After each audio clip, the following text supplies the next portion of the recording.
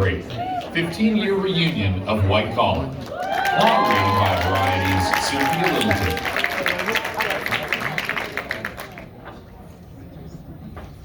Thank you all. Thank you so much for hanging in there with us. We so appreciate you being here and having a packed house with a great audience. We so truly grateful. Hope it's been a gratifying day. And extremely grateful for these folks here for joining us for our closing session. So we got to make it a good one, but we for sure will. There is so much good energy between these folks. I know there's White Collar fans out here. There's a White Collar fan up here.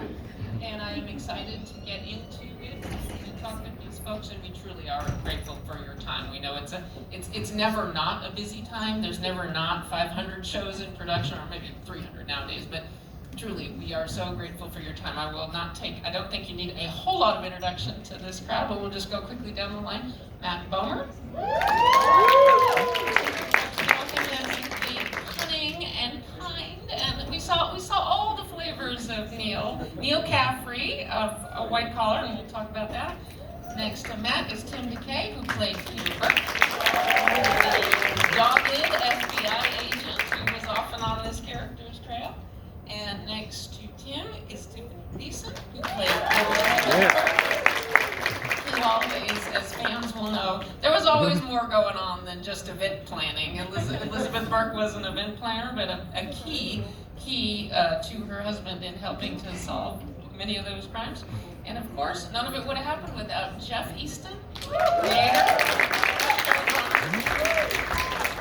longtime industry writer. And so I guess I'll just start by, Matt, how's Paris? We're going right to the end here, so spoiler alert. Spoiler alert. We're going to talk about the end, but I don't think we're giving too much away. That the finale, which is, finales are hard to stick, and the finale of this show has our cunning character going off into the horizon, into Paris, after pulling off a very impressive kind of last big move that set things up, that left things on a very intriguing note there for the finale episode. Can you believe it's been, in December, it will be 10 years since the finale aired? Gotcha. Let's talk. We're going to get into details. We're going to get into fan stuff, but let's talk just a little bit here at the top about, since this is an industry conference, let's talk about sort of the process of what it was like to make this show, for you all to work on a procedural series, because this was an interesting period in television. Obviously, the industry has gone through many changes. It's been on a roller coaster cycle of change.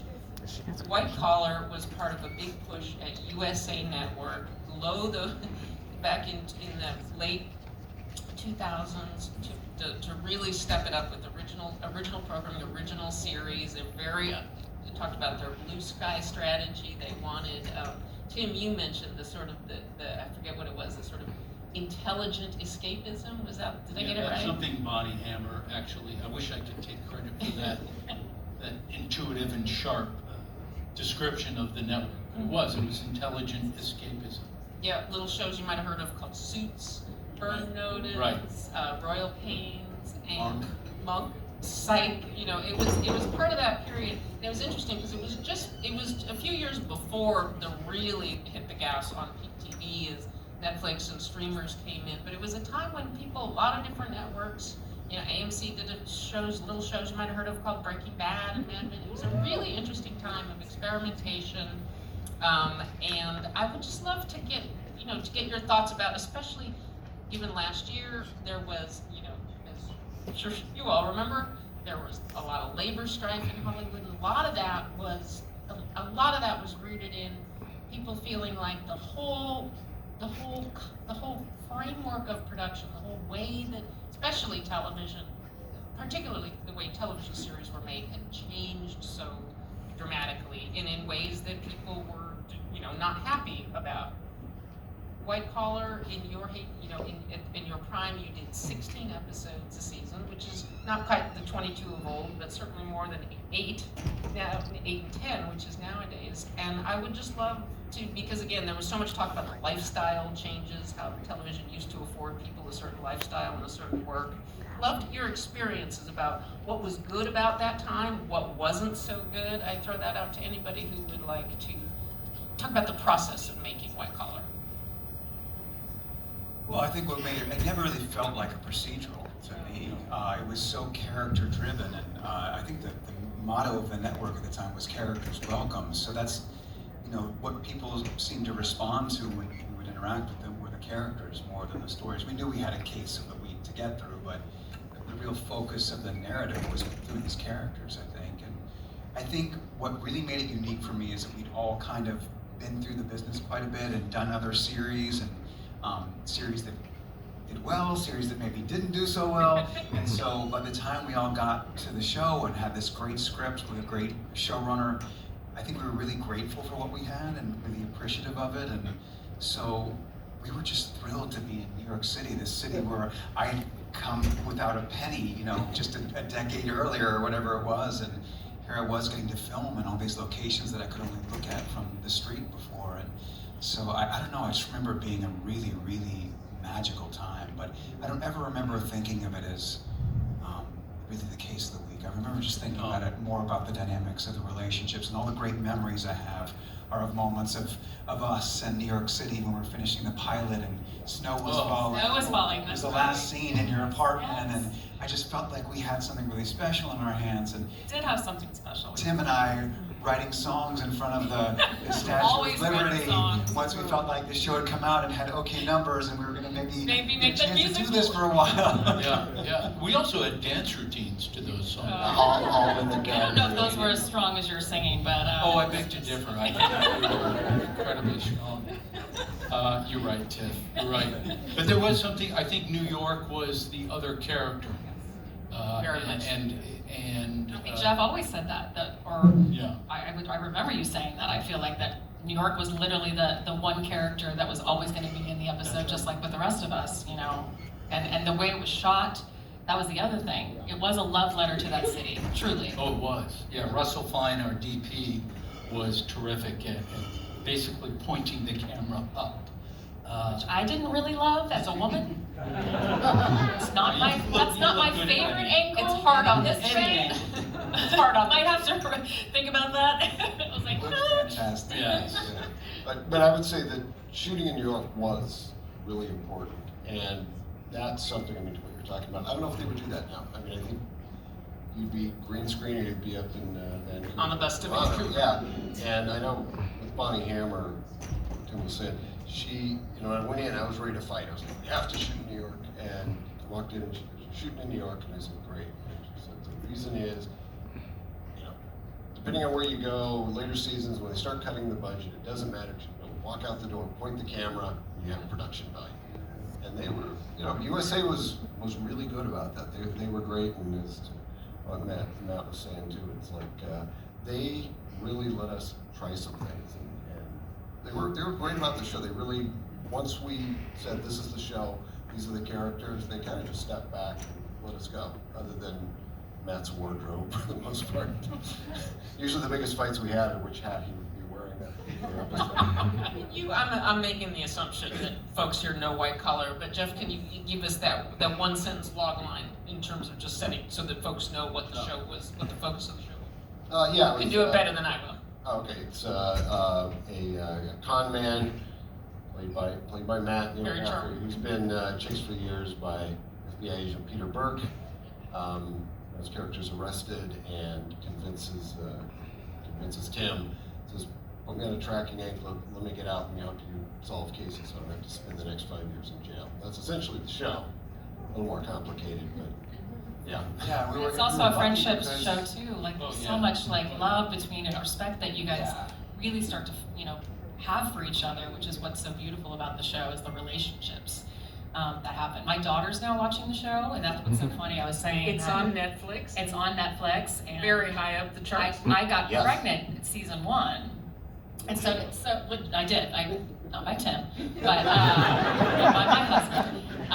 So to actually have have like almost 14-year-old daughter who's literally watching the show. I'm like reliving the show right now with her. She's on season 5 and she's obsessed with it. And I think that's something to be said too about the show, is that it's not just a one generational show, it's like multi-generational. Like the fact that I have a teenage daughter who's loving the show, my mom loved the show when she watched it the first time. That's what's also very special about the show. I agree. I think there's something about it. Maybe Harper doesn't feel this way because she's older, but there are kids who are even younger than her watch the show, and you got the feeling that they thought they were getting away with something by watching it, but they weren't. They weren't getting away with anything. It was appropriate for them. There might be a moment or two where, but not hardly any, and it was great because the parents could watch it with kids, and it was wonderful to shoot. And I have to say, yes, it was characters welcome, and it was wonderful, and there's a character missing today. Actually, there are 3 characters. Certainly Willie Garson. And Diane and Jones played Legendary Diane Carroll. Diane Carroll, amazing. Diane Carroll and Williams, Atkins, and Marcia Thomason. It's just a great cast of wonderful actors. But and we're all still very close to. It's funny. Yeah, we are. We talk about this all the time. We've all been on shows in the By the way, past, and Ross McCall, did you make it tonight? He was here. He had to go. and he left. he left. Wow. Ross McCall played. Oh wow, he was going to be part of the reboot, but not anymore. Not anymore. Not anymore. Oh wait, oh he is still. I hear the Ross voice. I know that. Oh, there he is. There's that handsome devil. Oh yes. What if you shield your eyes? You can look back. He's in the corner. He's looking very suspicious. Yes, very in character. Even Yes. good looking from here. But that's what's so cool too, is like these relationships we still sort of have, like it's really true. We still see each other, and we will. It's a close net. I can't say that about some of my past shows. I can say this about the show. Yeah, sorry. The one thing I would say is having few shows, and actually, Tiffany, you know this. This was the happiest set I've ever seen, and it was because of the support group. I mean, you walk on set, and it wasn't, where's Tim? Oh, he's in his trailer, and he's not coming out. Set the script on fire. No. These guys, I mean, they had rough days. I mean, it was a day with. It was always at craft service. You know where he was. There was like the day you had to get in the pool, and you showed up, and the pool was cold. If you recall that. It was the dead of winter. Yeah. It was December in New York, and our finale, an amazing actress and I, Gloria Vatsas, were skinny dipping together, and they had forgotten to turn the heater on in the pool. And this was before cold plunges See, that's were a we thing. fell in love with cold plunging before. I've been cold See? plunging ever since. Obviously. But we were turning purple. We would like under the other person's coverage, you just grind your jaw so your teeth wouldn't chatter. No, but I remember getting the call, because I'm back in LA with the writers, and I get the call, and it's like, they're in the pool, it wasn't heated, Matt's not happy, and, Not that I wasn't happy, I just didn't think I was going to live. My point is, I get back, and, I remember I called, I think, it's probably Jeff King, producer, and I held up his phone, and I see Matt over there, and he's out of the pool, and he's dancing and having a good time. And I sort of, I don't know anybody else that I know that would have been a day where everything would have shut down, and we'd have agents coming in, but you kept it going. You guys did that. That always amazed me. That if you ask anybody, it doesn't matter. What was the happiest set? It was always white collar. Drew would all say that, and it started right there. Now We would get we letters. know dancing cures It hypothermia. does. That's how you shake it off. It makes sense. We would get letters actually from folks who did guest spots. Remember Richard, the guy from West Wing? Oh yeah. He wrote us a letter. Schiff. Richard Schiff. Schiff, yes. Richard Schiff Well came done. on and did a guest spot. Most of his scenes were with you. Yeah.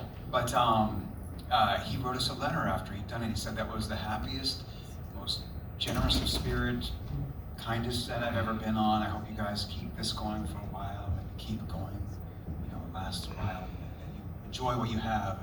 We said, okay, we'll hire you for a second episode. Right. Okay, yeah.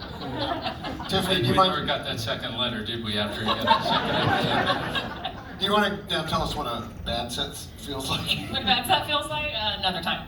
Let me ask you though, in terms of like especially now, given that you all have done many things now since White Collar, the pace of working on 16, as you look back, did it seem arduous? Did it seem like this was a great lifestyle? Was it? I'd be curious in the context of everybody kind of looking at how things are produced now. I would guess that I think it was relatively relaxed, but I think for all of you, it was that flight back home on the weekends. It was a flight back. Not to get too heavily into the acting aspect of this, but I always felt like I was just above water with the words, always. Because the scripts were late. Yeah, because, hey, Pesky writers.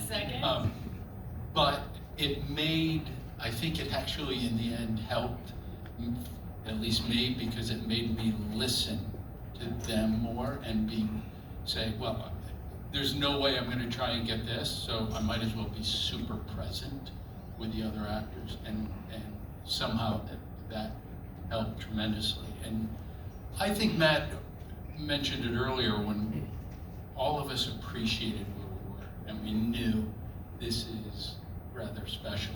And so that never left. And shooting in New York with a show where people know the show and like it, and you hear somebody yell across the street, "Hey Burke, keep an eye on Caffrey, I just saw him." It's fun. That is so fun. That's awesome. Now, Matt, you are on a terrific limited series that has gotten rave reviews right now called Fellow Travelers. Which is, I believe it's designed as a limited series, limited series. Can you? Obviously, they're very different animals. A limited series is a close-ended. It's really, although television people hate to hear this, it is more like a long movie. But can you compare the experience of whether everything from bonding with actors to working with directors and showrunners to something that you know is a contained thing versus a series that you hope is going to go on for many seasons? Does it change the way you approach the character, the way you think about the material? Well, I was very fortunate with Fellow Travelers. I've already been with it for almost 4.5 years, so I had You've time really pushed that one up the hill. process for it to marinate and to get a holistic experience. Get on Paramount Plus. Did I get that right? We sold it to Showtime, and then Showtime became Showtime and Paramount Plus in between when we finished and when it was put out into the world. So yes, Paramount Plus is where you can find it, and also on Showtime, I think, still. But tonally, it was night and day. Fellow Travelers is a historical piece about the lavender scare in the federal government. A relationship through the 50s, 60s, 70s, and 80s through all these huge landmark events in our society that happened, and how it brings them together and pushes them apart. And anyway, so I would say another big difference, so obviously process-wise, just tonally and getting underneath the different characters is a little bit different, but a lot of it is the same. But when you have a show like this where we knew, thankfully, that we'd be coming back for more seasons, it really did, and I'm still very close friends with people on Fellow Travelers, but it created a very family dynamic, I felt, because we knew, it's so rare in this industry that you know you're gonna get some time with people. And I just felt like it fed into our love for each other, our respect for each other. Tim and I think on Fellow Travelers I did 96 out of 100 days, which is pretty brutal. But the first season of this show, I only had 3 days off and 16 episodes. And Tim and I, we both had young kids at the time, and we would fly back. We would work like 60, 70 hours in New York, fly back to LA on Saturday, and then fly back to New York on Sunday. I don't know how we did that. I don't know how you did it. Couldn't do it now. We were like accountability partners too, and we'd see each other across the plane, Yeah, like back when JetBlue had one class, it was perfect. Give each other the old salute. And I must admit, there were some scenes on Monday where we thought, hey, you know what? We should wear sunglasses in this. I think it's much more appropriate. It's sunny. Yes. Is that a light? No, it's just a light, but it could be the sun. Yeah, there were those moments I had too. such admiration for you guys when you did that. I don't know how you did it. I really, all the time, I was like, you're going home this weekend? Yeah. Go back, speaking about family, your daughter is now watching the show. I can still remember, for whatever reason, we shot late on Friday. And Yeah, we usually did the late ones. The Burke Holmes scenes on Friday. And Harper was there, and we shot late, which we normally don't, until about 2 in the morning. And we're in the van going back into the city, because we shot in Long Island City in Queens, going back into Manhattan. And Harper was maybe 6 months old. And I look in the rearview mirror, and she is wide awake. And it's 2 o'clock, and I'm thinking, oh, I can't wait to go to sleep. And Tiffany's not gonna go to sleep. Nope. Again, this is such interesting color, though, for for the kind of relationships and the experience, the life experiences, the marriage. Yeah, we went Yes. everything Oh together. my gosh, Yeah. yes, We kids were and all all of that kind of stuff, like my first season, I had gotten pregnant, but I, didn't have children, so these guys were, going home on the weekends, and I was literally learning about the city in a whole new way from Willie. Yeah. I spent every weekend and on my days off with Willie. Literally. When with you Willie. said New York as a character, I thought he's an extension of that New York. Yeah, because Yes. he had lived there for so long, with Sex and the City, so and we were both foodies. He passed so away a couple of years ago. He did. He lost his battle to cancer, but he literally showed me that city like no one else could have. Yeah. And we were both foodies, so he was taking me to all the restaurants, and it was just. It was the best tour guide. How did that not become a spinoff, Jeff? That was a market opportunity lost. There was discussion. Should have done an unscripted food show with him. What did I was thinking? All right, I think the fans are going to kill me if we don't get into some real nitty gritty here. So, but it is interesting to hear the comparisons. Obviously, television is continuing to change, but I am heartened that there is a renewed appreciation for shows like this and the library of content. You can't. I mean, yes, you can binge an 8-episode show, but it's just a different animal, and it's nice to see the appreciation and for your daughter's generation and beyond. Let's see where to start. So I guess we got to start at the end. Do you think, Jeff, in your mind, have Neil and Peter, have they reconnected somewhere? Does the cat and mouse game continue, or is it in more of a friendly way? Jeff? Well, yes. I'm writing the script. I'm going to I was gonna say that, but let me ask you. Well, that's the question. Yeah, we're gonna remove my collar. I'm writing the script. Let's do it. The question is, the show has had a wonderful rebirth on Netflix, and so the obvious legally obligated to ask the question: will are you envisioning a reboot? And I guess I'm legally obligated to ask you all if you are game. I can tell you what I can tell you. Yes, we're doing a reboot. I'm writing the script. And I'm in. it's the original Cats. It's an amazing script. Just did. Yeah. Go ahead, Tim. You can say how good it is. No, it's a fantastic script, and it answers all the questions that one would have if you watch the show, and it would introduce the show to those who haven't seen it as well. It has both edges of the sword are honed, and it's But it and it honors Willie too in a profound way. with such sensitivity and such heart. I told Jeff after I finished it, I literally was so excited, but at the same time, had tears in my eyes for good reason. You captured the suspense, the thrill, the characters, and the love in that reboot. You should do the review for the first. Your agents are all going to kill me because now you're all on board as you're on board. No, but here's the other thing, though, is that what's interesting, back in the day, we'd have to say, it's great, catch it Tuesdays at 9. But now, you don't have to say that. The hope is that it will be on a particular streaming device. And you can also then watch Fellow Traveler at the same time. And, and see how brilliant this guy is with two very different tones.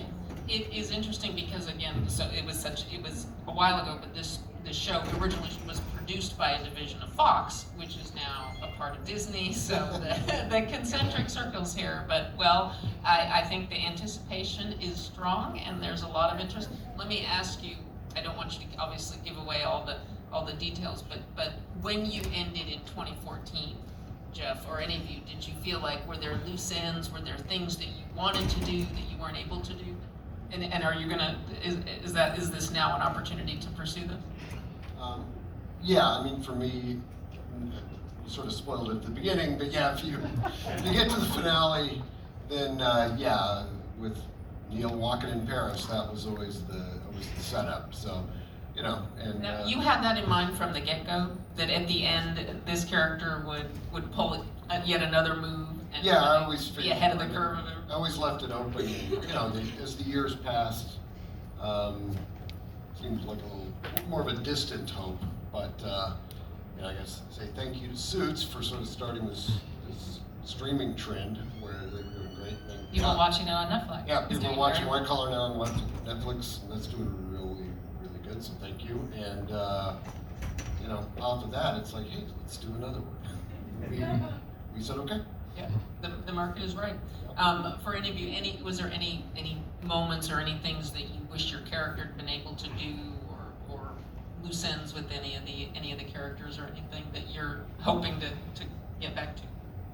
Oh, well, I should have started with this, by the way, but I just want to say thank you to everybody for coming out today. I know you're all busy and have a lot going on at these sites. All of us when we talk about busy, and we have a lot going on in any of us. So You're very welcome. very much. Being here.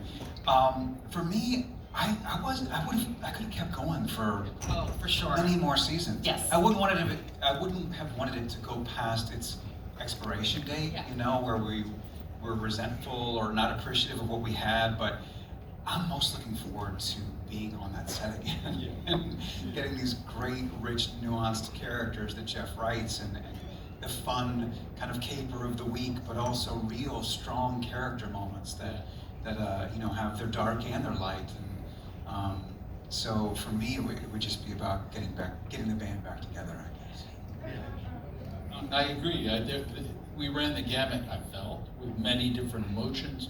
There was a lightheartedness to some scenes, and other scenes were deeply truthful with each other and with the characters.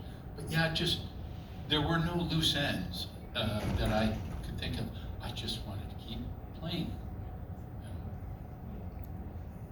Jeff, anything as you obviously were, you know, as you've been working on the new script, and as you look back, are there things you're particularly proud of? Are there things, oh, I wish I could go back and tweak that just a little bit? Yeah, Or look, both, right? I just one nice thing was I had anybody that watched the initial Netflix launch, the episodes were sort of mislabeled and all out of order, which I heard about immediately.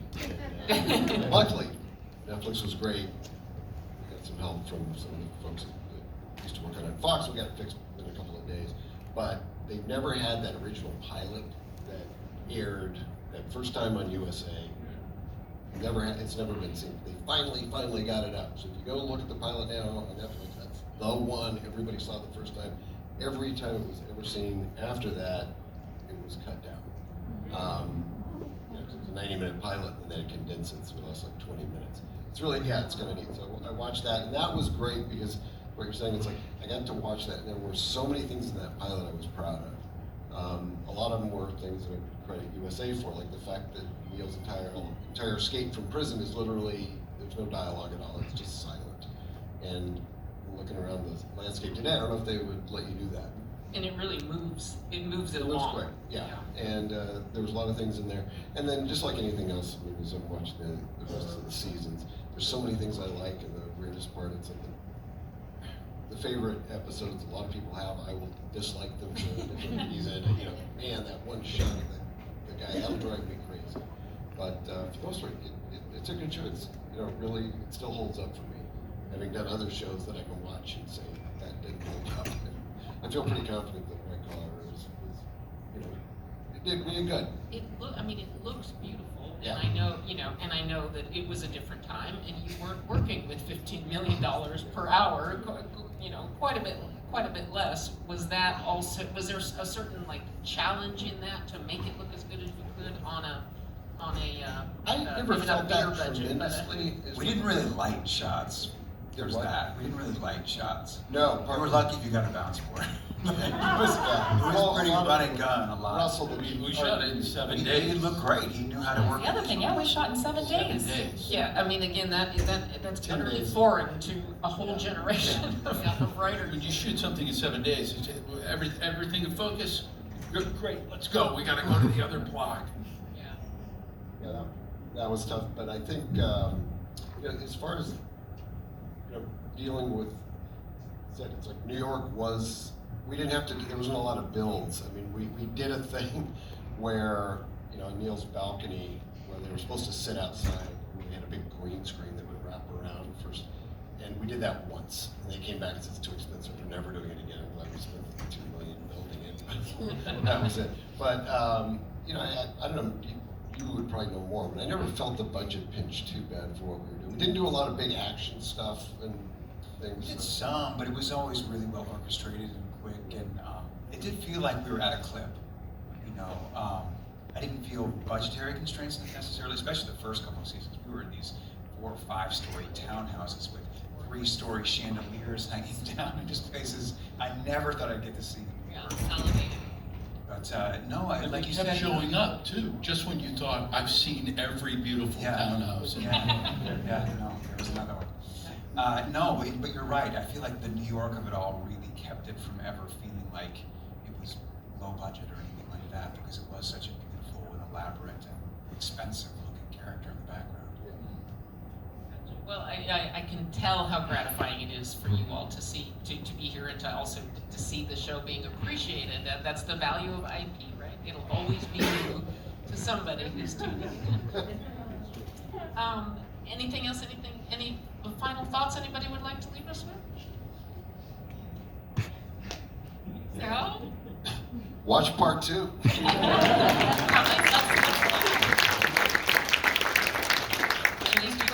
Bars, anything you want to sing, Tim? Little dance? No? Okay. Thank you so much, everybody. Thank you. We're the last one tonight, too. Are we the last one? We're the last one? It's so nice you guys waited all. Thanks for being here. Enjoy your I night. mean, it could have gone really badly with like 3 people.